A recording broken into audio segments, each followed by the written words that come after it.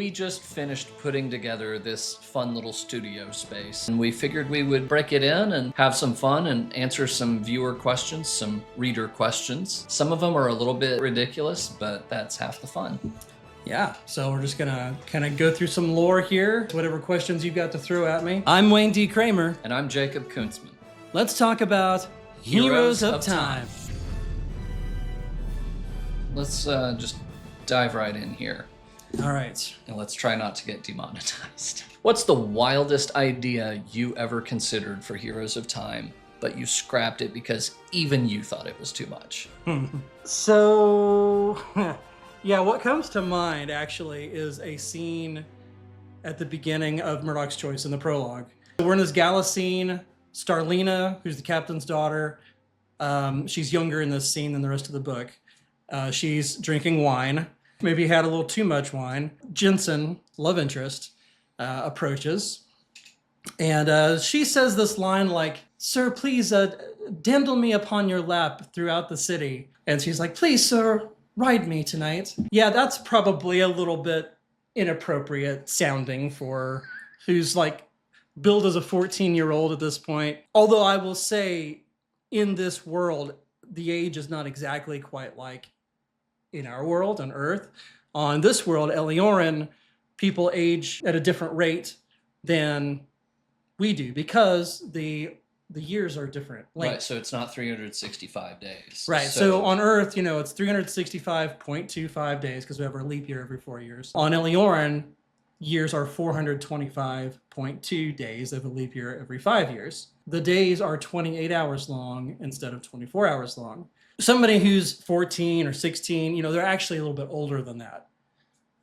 So if it says an age in the book, and I actually put in the backs of the book a chart and a little explanation about this. Right. So just part of the world building. So Starlina is 14 in the prologue, but she would be actually 16 Earth years. Yeah, it's 14 Eliorin the exact years. calculation, yeah, I don't remember. We actually have on the website, heroesoftime.com, a calculator under fun stuff where you can actually put in how many years in Eliorin and calculate Earth years or vice versa. So it's not as egregious as it sounds, but still, even then, I was like, yeah, you know, that's a rough way to start. You felt uncomfortable reading that to your Yeah, kids. I'm like, I was even uncomfortable with this. I'm not really into, you know, grungy, salacious stuff to begin with. But it didn't land like I originally intended it. So I got rid of that. That's a good question to open on. Right. All right. Most people in the world of Eliorin don't believe that the Shadow Age ever happened. But the conspiracy theorists, correctly, they do believe it. So what does the in-world debate on that issue look like? And if the Shadow Age is real, what's the biggest clue hiding in plain sight that people ignore? The Shadow Age did happen, but a lot of people don't believe that because the histories that they read, unconventional kingdom histories, leave that out and essentially extend the age before it and just kind of pretend it didn't happen. And so historians that have grown up in the traditional sense in this world, they think they're loons. Anybody who believes the Shadow Age is just kind of immediately considered to be like a conspiracy theorist, crazy, flat earther type of person. So the next one here is about dragons. And we just got back from Lexington Comic-Con, and you remember we had a couple of people coming up to us, you know, what's in your books? You know, what do you have? Swashbuckling adventure, ancient magic, feisty red panda. Do you have dragons? No. And at least one person just immediately was like, I want dragons. To be fair, we probably had even more people say, is there spice? Is there smut? That has been part of it, is that I started saying this series has good, clean fun, no over-the-top violence and gore, and no smut. And some people were like, oh, thank you. And some people just immediately walked off. But dragons, if you had to add dragons to your books just to make certain fantasy readers happy, what's the silliest or just pettiest way that you would do it? Oh, the pettiest way. So not the coolest way or the most amazing, like, awesome, epic way. Just to be like, you wanted dragons, fine. Here's a dragon, now stop. Yeah, I would probably give somebody like Boomer like a pet dragon, and he's like riding around with his crossbow, shooting people while the dragon is burning them with fire. Wow. It doesn't have any dragons. But nothing against dragon stories. There's just so many dragon stories. Yeah. But I do have a creature that's kind of dragon-like. It's almost like a humanoid dragon, and it flies, and it's called a Terran. Mentioned in Murdoch's Choice, but something that we'll be getting into more later. I actually have a little bit of backdoor to some of the stuff that hasn't actually been released to the readers yet. Terrans are something that I have nothing on, other than the one time that they're mentioned early on in Murdoch's Choice as the reason Murdoch lost his leg. Yep, it's the reason he has a reconstructed graphenite leg, and also the figurehead of his ship is a Terran. So you have like kind of a visual there. Yeah, so from the cover of Murdoch's Choice. Yep. So if the Grimstone was an actual historical artifact in our world, what ridiculous theories would history buffs have about it? Okay, so the Grimstone is a smaller piece of something larger.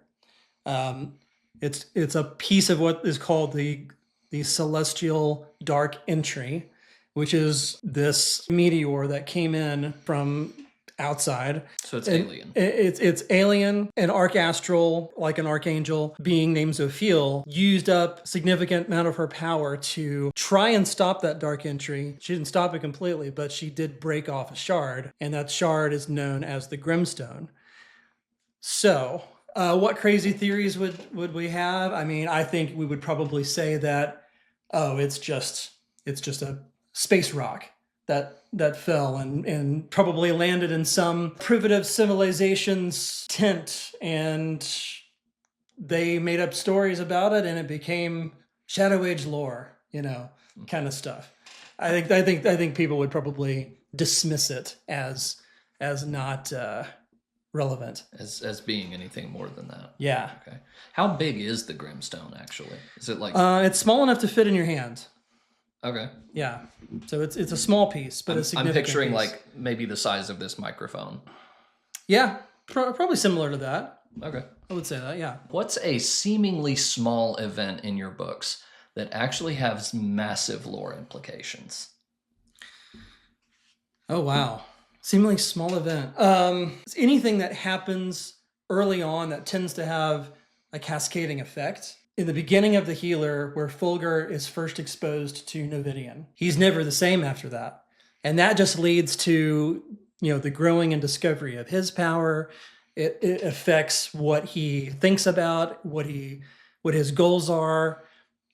And then all the way later on into him becoming a part of the Order and becoming a significant part of Murdoch's Choice and imparting Novidian to Murdoch and all these things. So just a simple thing like that, that comes to mind offhand. Now, what about you? You're the alpha reader. You've seen all these things. You have something? I just go to like small throwaway things and then I start theorizing. So there's actually a new version of the prologue that's out that adds an earlier scene before the gala. In Murdoch's Choice. Mm-hmm, in Murdoch's Choice. And it's Jensen's first voyage with Murdoch's crew. And he's not even part of the real crew yet. He just is there as the winner of a contest.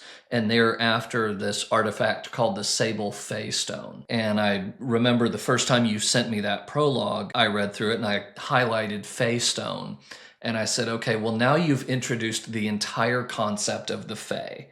So we don't know really where that's going to go or if it's going to go anywhere, but we now know that Eliorin has some version or some tale of what we call the Fae. Yeah, be it something that's just like fable or legend or something real. We'll see. So if a scholar in Heroes of Time like Tomescrubber was to write a history book, what's one major thing they'd probably get completely wrong? So the first ethereal will probably kind of start touching on some of these things and what I call the Heroes of Time main series. But I would say that they'll get a lot of the kingdom's history wrong. the kingdom's actual history. You know, and it gets into what's the history that is real and what is the history that is actually recorded. Sometimes those two things are not one and the same. Okay. Yeah. Now, just to give you a non-answer. and just to poke at that non-answer a little bit more, there is one category of kingdom history that whenever I ask, this man always just stonewalls me and tells me nothing. And that is if I ask anything about the king of Tuscany. Oh, okay. So, don't know. Cricket song. What's a piece of historical trivia from your world that even hardcore fans might not know? Well, there's a lot that's not yet revealed that is already, you know, that I already consider to be kind of canon.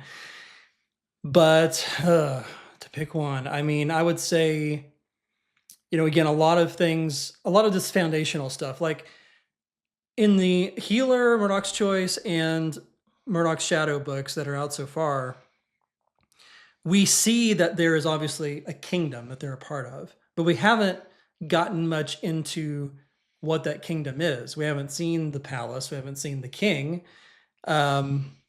So people aren't going to know about that yet, although there is a lot about that.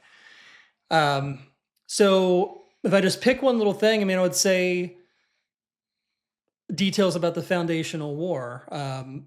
Even people who have beta read the first Ethereal might not have picked up on all the details of how we had the three factions in the past that came together to eventually form the Kingdom of Tuscany and the nations of Holbrook and Karangar that all make up the Grand Trilia continent.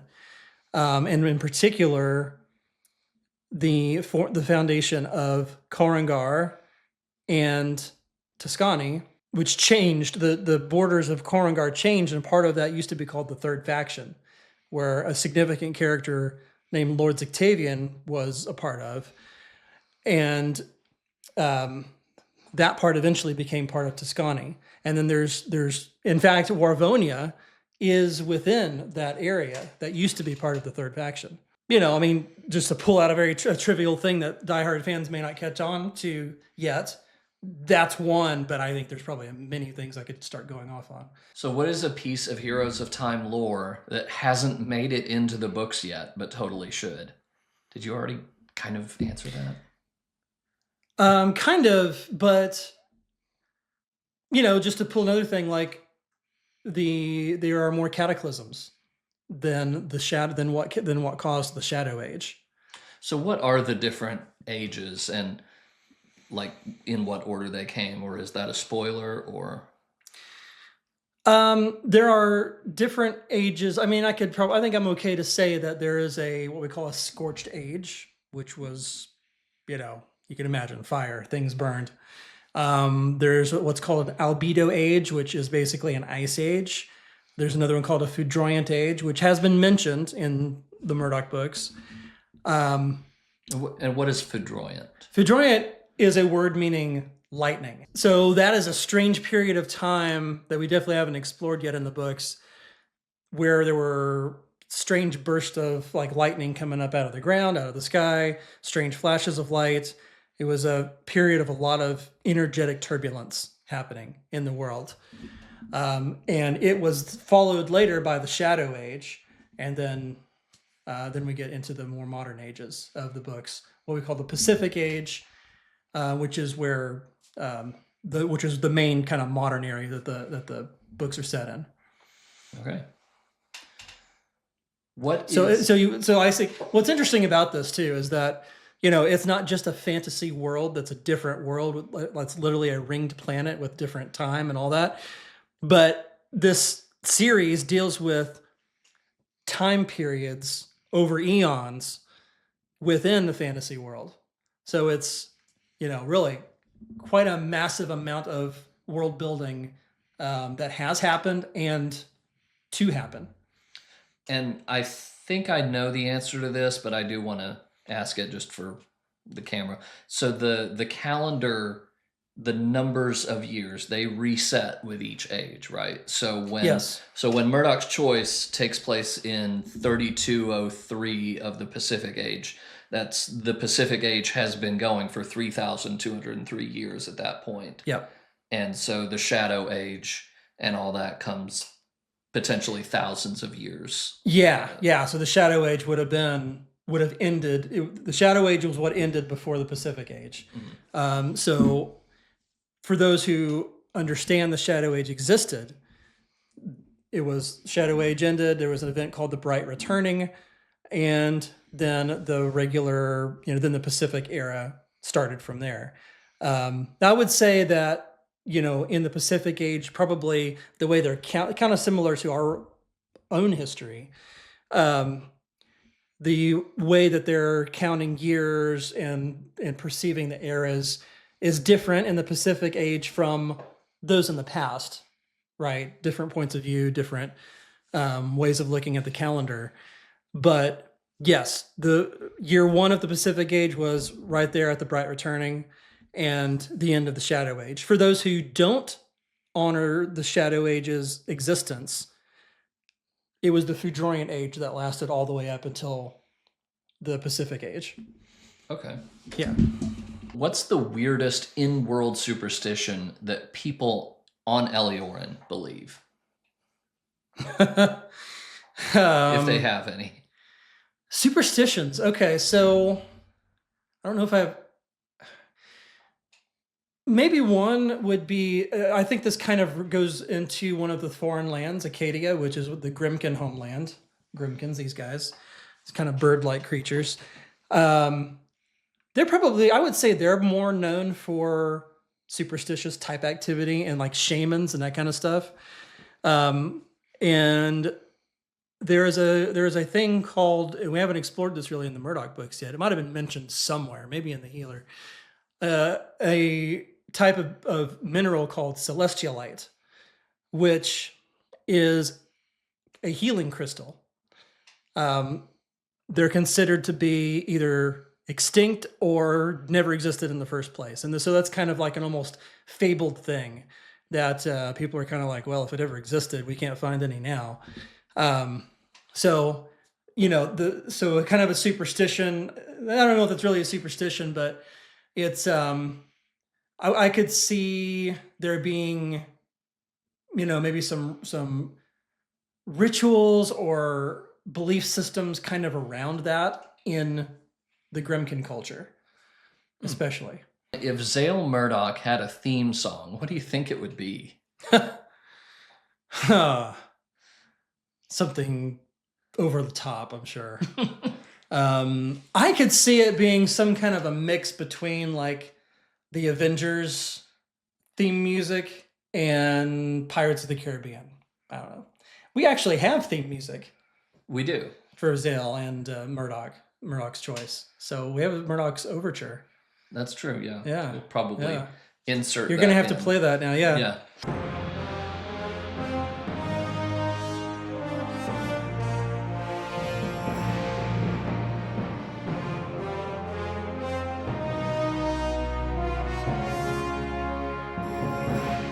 Which of your characters would be the absolute worst person to be stuck on a long sea voyage with? Whew. I think for a little bit there, it's Starlina. She's quite unhappy there for a while. I don't know. Maybe Wigglebelly. The guy's funny. But he gets worried about everything. He's the ship. He's the cook on the ship, and we'll just say the variety of cuisine is not maybe leaves something to be desired. If Fulgar tried to use his magnetism powers on a knight in full metal armor, what's the most ridiculous thing that could happen, or what's more likely to happen? So the magnetism can be used to attract or repel. So Fulgar could probably pull and push, but he couldn't crush. Probably not. Yeah. I mean, I wouldn't completely rule it out, but No, that's not what I've really had in mind. All right, so let's say that the Heroes of Time characters all got X, formerly Twitter, accounts. Who's the best and the worst at it? Wow. So, I'll start with the worst. I think that Zale would fumble over this quite a bit. Just kind of your old, kind of like your classic, grandpa trying to use the phone situation. Um, he probably would be like, "This is stupid," and be done with it. Or he'd just say he would probably, or maybe even more so, he would be like, "Zale is the greatest," and that'd be the only thing he would say. One tweet, done. One tweet, yeah. The best, I kind of think of like who might be the hippest person, and I'm gonna go with Starlina on that. Probably, I feel like she would be maybe the hippest, the young adult. Savvy. Yeah, she's got that more maybe culturally savvy. She's into like prettying things up, so Sure. I could go with that. I'm going to throw a wild card in there. I can see Boomer going either way on this. He would be either terrible because he can barely speak English, so he probably can't type it or read it very It'd well. be a lot of yeah. Or he would go mega viral for some reason. What's the biggest challenge of writing a fantasy series that most people wouldn't expect? Something even I kind of didn't expect was that you get to book one, and you feel like you're pretty much starting with a clean slate. And then as you go and you start getting a lot more stuff in the lore, in the canon, you realize that I have to constantly go back to notes, constantly go back to previous books, constantly look at exactly what happened. So it just becomes a lot to keep up with, to keep all the details consistent. A lot of moving parts. Yeah, a lot of moving parts. And that's probably one of the, sometimes that's frustrating because I want to move faster. I want to write faster, but then I have something like that, and it can be just a really little mundane thing, like just, how somebody looks, or, just exactly how something happened in a certain scene. I have to go back and check so that I get it right when I'm referencing that again later. So that's one of the many things. And the world building, there's just a lot of it. And that also is one of the things that makes it interesting, though. And there's a lot more satisfaction that comes from once the scene is finished. You probably heard the phrase before, a lot of writers hate the writing but love having written. And so to me, where the payoff is once a scene is done, or a chapter or whatever, and I go back to it and I'm like, okay, yeah, this flows really well and it feels really deep because I did take the time to go back and connect the dots and all that stuff. That makes it feel more worthwhile and it makes it more satisfying, which hopefully translates into a more satisfying experience for the readers. Have you ever written a scene that emotionally wrecked you as an author? Not yet. I don't think so yet, as far as emotionally wrecked. But heartfelt, sure. To me, as a father of daughters, establishing, in the beginning of Murdoch's Choice, Zale and Starlina are not very close because he's been absent from a lot of her life. And having the opportunity to try and build on that, and again, I don't want to get spoilery too much, but but have a satisfying result to that situation, and bring some closure to the father-daughter relationship is meaningful to me. And so I would say it didn't wreck me emotionally, but it was definitely very meaningful to me to be able to touch on that kind of relationship. If you had to rewrite one of your books in a completely different genre, which one would it be and what genre? I think that sci-fi, maybe. You see sci-fi and fantasy often kind of lumped together. Instead of a kingdom, what if it were a very technologically advanced, like futuristic and like space traveling society that these kinds of things were happening in, or like, you know, or even the kingdom is like a space kingdom or something. You know, maybe it's a kingdom on the moon. I don't know. So yeah, I think I would play. I think sci-fi would probably be the next one I'd want to play with, genre-wise. Okay. Yeah. I can kind of see Murdoch's shadow rewritten into a zombie thriller. Yeah, I could see that too. In chapter 6, it's basically halfway there. Yeah, yeah. There's some horrific creatures in there for sure. For sure. All right, so crossover chaos. So we're going to talk a little bit about Penny Pangolin here. So let's say Penny Pangolin ends up on Eliorin. What is her survival strategy? Okay, so first of all, Penny Pangolin is the character in my children's books. She's not actually a character. Right back there. Yeah, not actually a character in Heroes of Time. But yes, crossover. So Penny ends up, you know, we've joked about numerous times about what if Penny suddenly ends up in, or no, Mookie, the red panda. Yeah. The little red panda pet. What if he swapped places with Boomer? Yeah. Craziness would ensue, especially in Penny's world, I think. But if Penny ended up in the world of Heroes of Time, still going to find lots of ants and termites to eat, so she'll be good there. Fair enough. Yeah. I think that I think she'll survive pretty well, as long as she doesn't run into like a anthropod grizzly or something. Ooh, that's an idea. Yeah. I've got an anthro sloth barrel already in Murdoch's Shadow, but I haven't given us a grizzly yet. If Penny somehow got magnetism powers like Fulgar, what's the first thing she would do with them? Yeah, so suddenly she's like, ooh, a spear, ooh, a shield.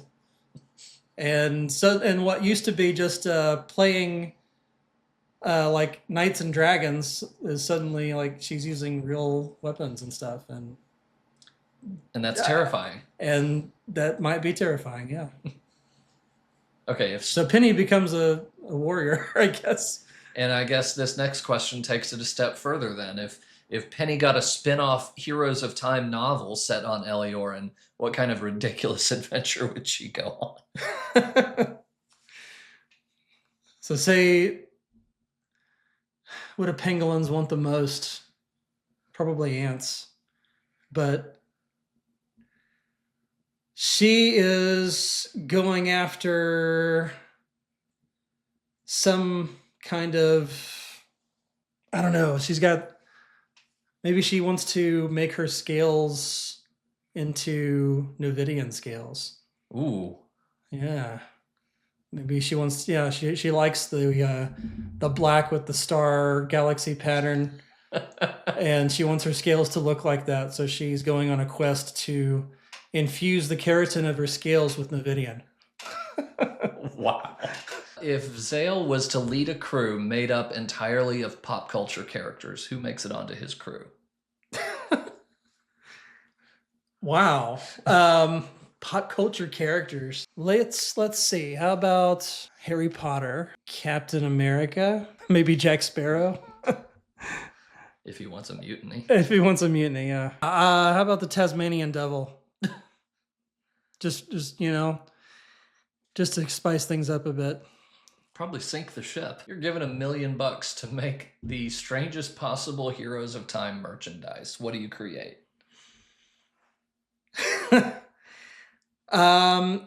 This probably cost more than $1 million.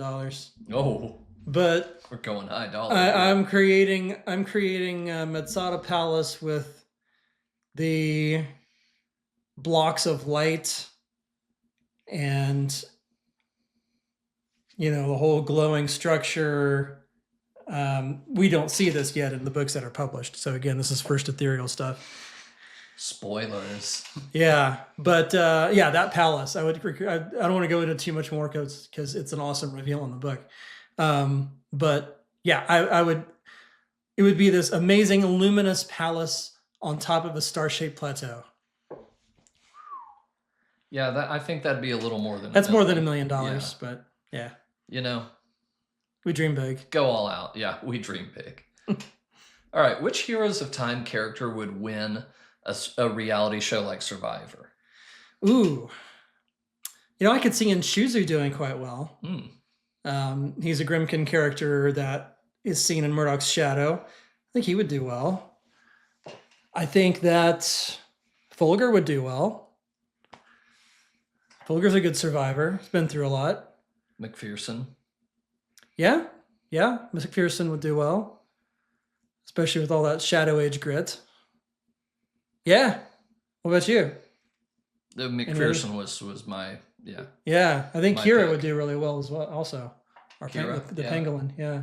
What's a moment in your books that completely changed from first draft to final version? Besides Starlina asking Jensen to dandle her upon his lap. Yeah. Probably. I mean, honestly, that whole prologue, Murdoch's Choice prologue, has changed a lot from the beginning from where it started to where it ended up. And that's maybe logical because that was that's the beginning of the first book that was published. I don't feel like I've scrapped a whole lot. There's a scene again in the first Ethereal I can think of, a large battle scene that changed significantly. You actually were not a fan of it originally. I hated the first version. Yeah, and then as I recall, after I reworked it significantly, I spent a good while reworking it. It ended up becoming one of your favorite scenes. Yeah. So yeah, there've been a couple times that happened, but I think of the books published, probably the prologue of Murdoch's Choice has changed the most. And it's still got most of what was there originally, but there's been a lot of enhancements since the beginning. Yeah. Have you ever written a plot twist that even you didn't see coming until it happened? And I think we both know which scene you're going to mention. You're thinking of the first Ethereal again? Ethereal, yep. Yeah. It's now keep in mind, I know you guys are probably thinking, man, they're talking a lot about the first Ethereal and it's not out yet. This is like early on. This happens in like chapter 2 or 3. So. Yeah. I mean, definitely I didn't even intend it until I got to the moment that the main character, or one of the main characters in the first Ethereal named Kane, Kayne, defies a soldier, a very high-ranking royal guardsman, and he gets his hand cut off. And, not the first time in fantasy somebody lost a hand, of course, but I do feel like the execution of it here is unique. And the aftermath of it is unique. Mm-hmm. So it sprouted interesting things, but it was not intended. So that's an example that definitely comes forefront of mind. Yeah. It happens. I mean, I found that I think the best method that works for me is I tend to try to outline very generally how a book is going to go. And then I put together like the beats in kind of the Act 3 format of what needs to happen in any given chapter. And then I outline some, but I can't go too detailed with the outline or it just frustrates me. Yeah. Because until I'm like in the characters' heads, it's like it's just not coming together. So then I tend to kind of discovery write at the chapter level. Mm. But knowing that I'm trying to hit kind of certain beats with that chapter. What's one piece of feedback from a reader that totally surprised you? It's always surprising when somebody doesn't like it. Never expect that, which has thankfully not happened all that much. I like when people compare it to something that it's in its own right a beloved franchise. So I can think of people that have compared it to works by Michael J. Sullivan. Even Publishers Weekly did that with Murdoch's Shadow, compared it to Michael J. Sullivan, and he's a great fantasy writer and very well known. But even just like from the general fan base, comparing it to Mistborn on a Boat, I think that was kind of a cool thing. I get surprised with great comments like that. I can't think of any others that have really like surprised me, but definitely I've been pleasantly, I guess, surprised by some of the comments about how this would make a great movie, or this is like Percy Jackson, or that's that sort of thing. I don't know if you can. I don't know if you got anything that you've seen that you have in mind. I think the one that comes to mind for me is in The Healer. We had a beta reader who was very critical in her first read through. And she gave a lot of feedback, and it was meaningful feedback, and we did actually act on a lot of it, and we talked it all over and everything, and we did actually incorporate a lot of the things that she had kind of critiqued a little bit, and we kind of worked on those. And then later we found her review on Amazon, I think it was. It might have been Goodreads. And it was just absolutely glowing and talking about how anytime she sees a white butterfly in her garden, she thinks of Fulgar. And so that surprised me, just how dramatically that feedback turned around. Yeah, and that speaks to how important the process is of going through all the steps that a traditional publisher would follow, and maybe even a little more, doing the beta reading first. Getting that feedback on the early chapters proved extremely valuable with The Healer, and yeah, that's a good one. I agree. Yeah. If you could go back in time and give yourself one piece of advice before you started writing Heroes of Time, what would it be? Yeah, so probably to focus more on just the writing and not so much of like the marketing early on, and what goes into the author business. I wanted to hit the ground running. I have a business background. And right after I had one book, Murdoch's Choice, I'm like, okay, let's just do all the things. Let's market this, Facebook, Amazon, all the little platforms for, getting emails and stuff. And that kind of becomes a distraction that early on, when really I would have preferred to just go right into the next book and go and just stay with the story. And it's a balancing act these days, because the businessy stuff is important, even like doing this, like recording. It needs to be kept going, and we want to make sure people know what's going on, but time is precious as well. And so I have to balance between all the businessy stuff and then actually getting good writing time in. So I do that by being deliberate about writing time and time for other things. But I think especially like when there was only one book out, I would have said, hey, don't worry about trying to make this a bestseller right now. Just get the series fleshed out.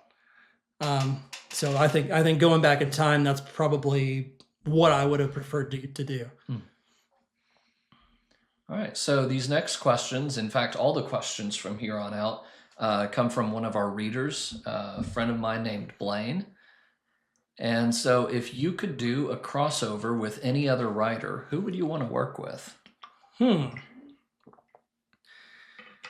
Yeah, I think that Terry Brooks would be great. I think Michael J. Sullivan would be great. Jim Butcher would be interesting. He's big on urban fantasy with the Dresden Files, but I like the elements of mysticism and magic and wit that he brings to his stories, that I think would be a cool mix with what I bring on kind of the more classic fantasy action adventure side of things. So I think that'd be kind of a cool crossover. Blaine mentioned that he was entertained during reading Murdoch's Choice by the nickname for Seadread, Puffypants. Where did that come from? I think okay, so Zale Murdoch is based on a real life individual from my life. He went by the name of Skip, and he was he was a really gruff and intensely private individual on one side, but then he was a whimsical, just funny guy on the other side. And he was big on making nicknames. So you see all the characters on the ship have nicknames. But Puffypants, I mean, it just seemed very Skip-esque to me and Zale-esque. So I think I honestly just made it up. Just because it sounded funny, to be honest. Old Puffypants. I mean, here's this gruff old sailor, piratey like figure, and he's got the nickname Puffypants. It kind of diffuses some of Seadread's menace a little bit. Yeah, which I could see Zale doing that on purpose. That's fair. Okay. Yeah. So what inspired you to create the world of Heroes of Time? So before I created Heroes of Time, I was very ambitious about novelizing a video game called Chrono Trigger. And, it's a novel project that still exists, actually. chronotrigger.com is still the website for that.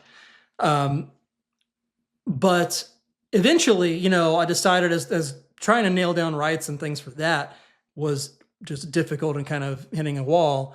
Eventually decided like, hey, what I really would probably like the most is just to have my own brand and series of novels, but just, but be something that's even beyond the novels, just like an overall brand.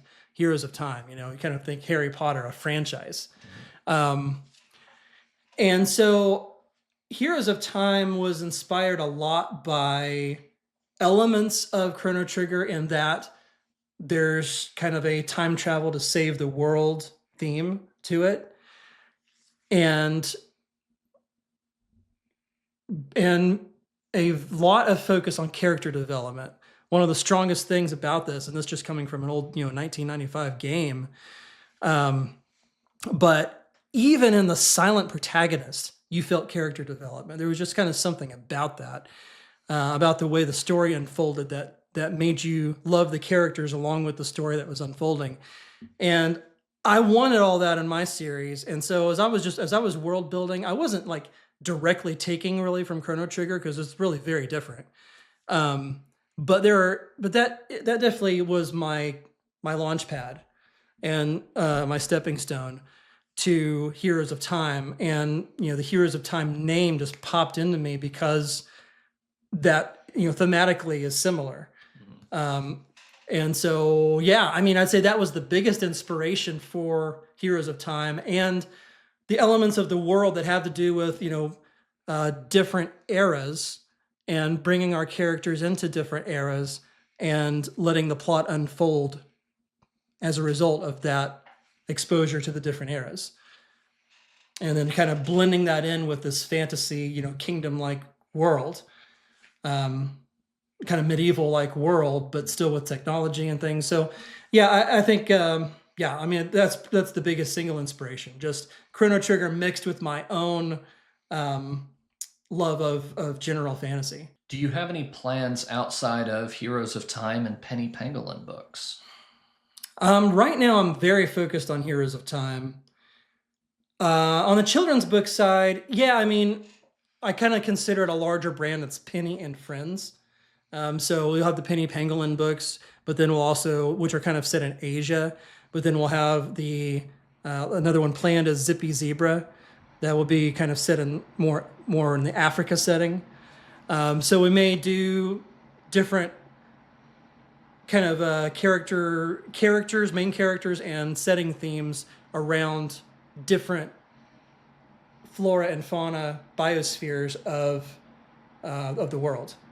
So maybe we'll do something on Australia at some point, maybe South America. I don't know exactly where that'll go, but I kind of see more on the children's book side. I have a standalone children's book story called Little Pot, Little Pan that I'll probably publish at some point. And then otherwise on like the fantasy side, I don't know. I mean, right now I feel like it's mostly going to build off of the Heroes of Time world, unless I do eventually get rights to Chrono Trigger. In which case I would pursue that also. So kind of like Terry Brooks has been writing in Shannara since God was a kid, you're going to be doing Heroes of Time till, yeah.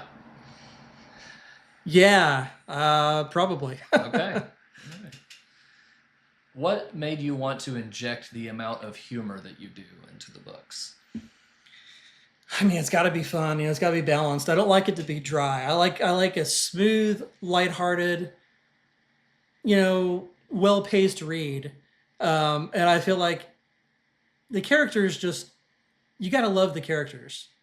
And so I love to have characters that I can breathe some humor into, and give them that special personality all to their own. I just think it makes it more fun. Which character do you think would be most likely to start a YouTube channel? Probably Starlina. Okay. Again, just being more hip. Maybe Wigglebelly starts a cooking class that doesn't go very well. Wigglebelly has one recipe. Yeah, but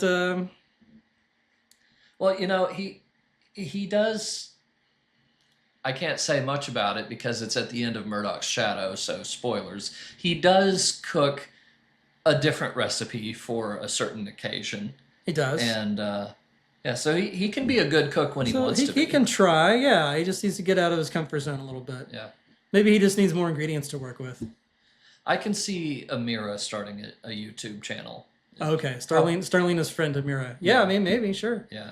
Yeah. I see her doing like makeup tutorials or something. I'm not Yeah. sure. All right, another one from Blaine. Why did you choose a nautical setting for the books?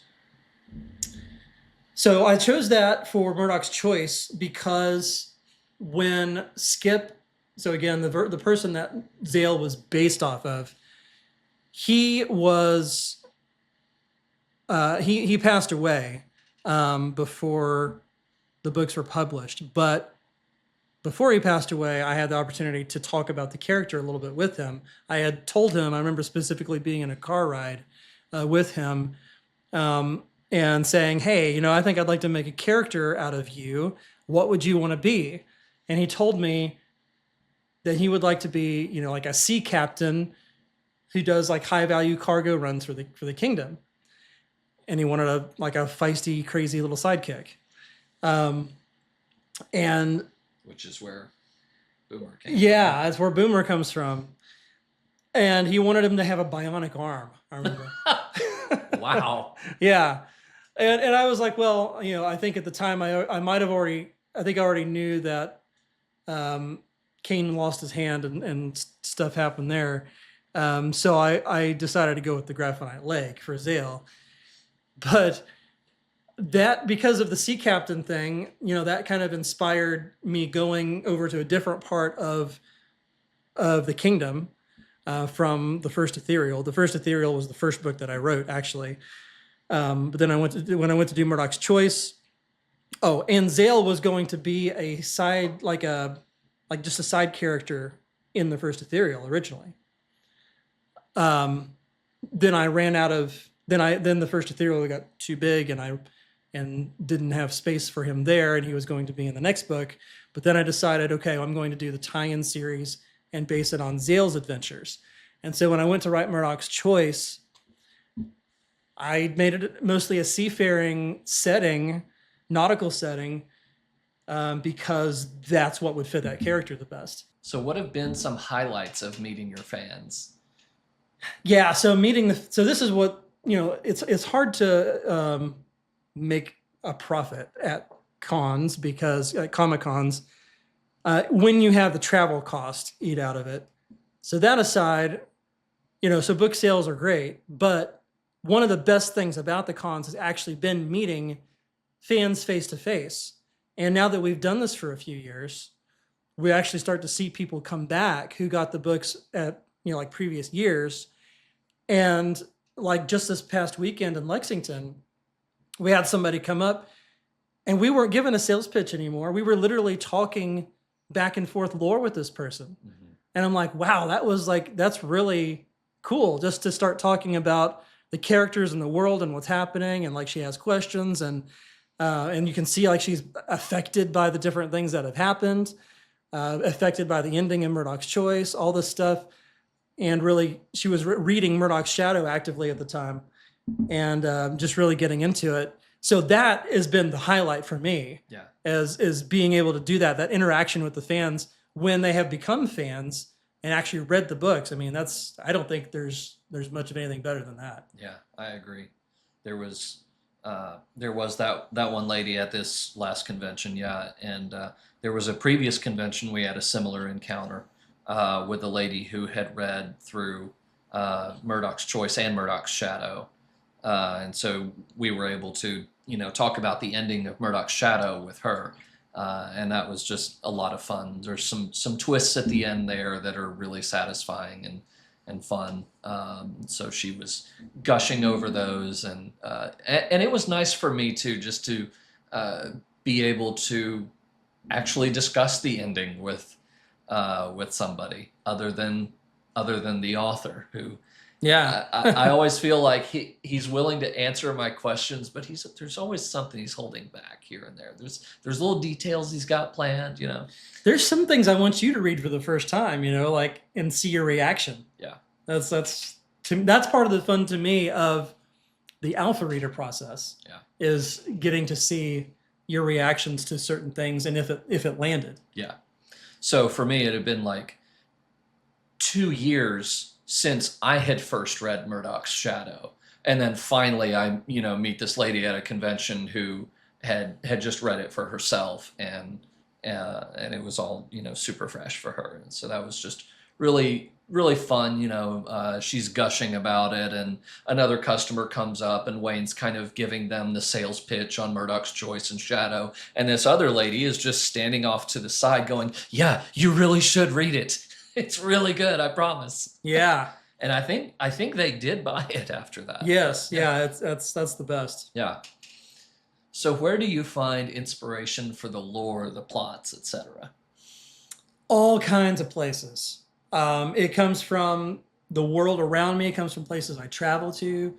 I've done videos of an annual trip to Vienna that I do too. I've done videos in Vienna, showed some places where I got inspiration. There's other places, of course, as well. People, of course, there's been, there are characters in the Murdoch books based directly off of people in my life. Zale is just one of them. Thump is another. He's a good friend. You should check out the videos on our channel called Pirate Jokes with Thump. You'll really enjoy those.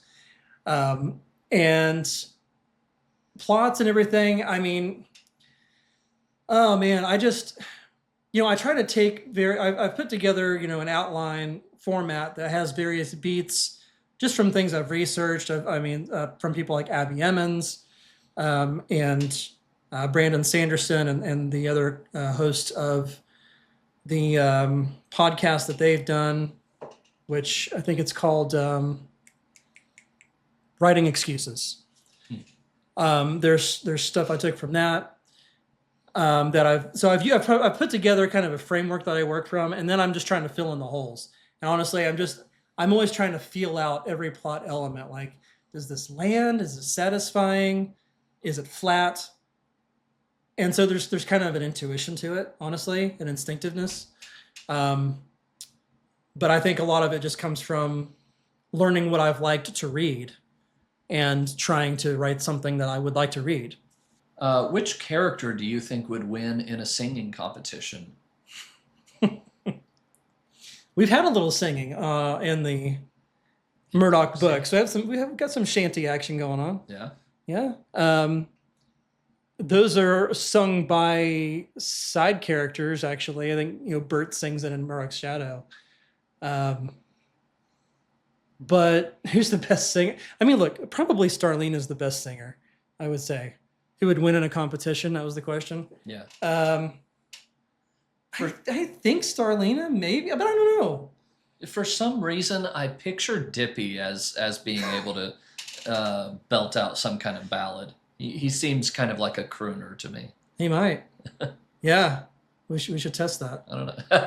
we need to get our audiobook narrator to just sing a song as Dippy and see what happens. Oh, man. But yes, but this is a good point. Like, check out the audiobooks. Even if you've read the actual print books, check out the audiobooks too, because it's a whole different experience. Yeah. The narration, the acting, it's performed by Ed Romanoff. He's a stage performer, does a great job. Trust me, you will be glad that you did, because it's a really fun listen. Yeah. And how about an eating competition? Wiggle Belly. Wiggle Belly. Okay. Yep. What made you want to go back and tell the story of the healer? Fulgar became an unexpected fan favorite from Murdoch's choice. And so it felt like he was worthy enough to go back and explore how he became the healer that we saw, the healer and spiritual guide that we saw in Murdoch's choice. So that pretty much was the inspiration of the story, and just seeing the fan comments about him and how many people kept saying like he was their favorite. It was actually not planned to go back and write a prequel, which the healer is a prequel, but I originally did it as what they call a reader magnet, which is like when you're giving away a story as part of to get people, to get email addresses. People sign up with an email, they get the free story, and they're a part of your newsletter. So it was going to be something for that purpose and for promotional purposes, and it was a bundle with everything else. But so it was originally just going to be like a 30,000 word novella. But when I wrote it, it ended up a 75,000 word novel. So I'm like, okay, so we're just going to publish this thing as a novel. Wayne problems. Yeah, that's an epic fantasy writer problem.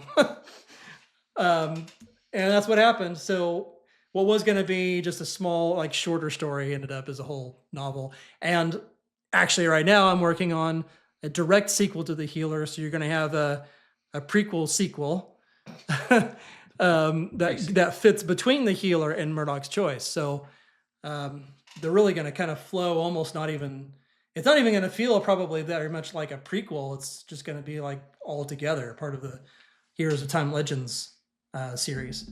How has your family supported you through your writing journey? Probably just putting up with me, honestly. Putting up with, the additional demands on my time and my mind share. Because of the writing journey now, I travel to more places, more conferences, more conventions. And, I have time that I set aside every day, and I'm always kind of fretting about, did I get any writing time in on any given day? And, so they're very supportive of that and cheering me on. And my kids are the whole reason that I have children's books. So they're all big fans of that. And so then just once the books are done, reading it aloud to them is, a kind of a certain satisfaction for me. And then seeing that then they'll go back and read it or whatever. Seeing them enjoy the stories that I've created, my kids, seeing them enjoy it, is a special kind of satisfaction. So the family's been great. And thank you, Kaylee, very much for putting up with me. And thank you guys for watching. That's all the time we have for today. Thank you very much. I hope you enjoyed this chat, and look for more to happen in our brand new studio. Yeah. Until next time, may the winds fare you well.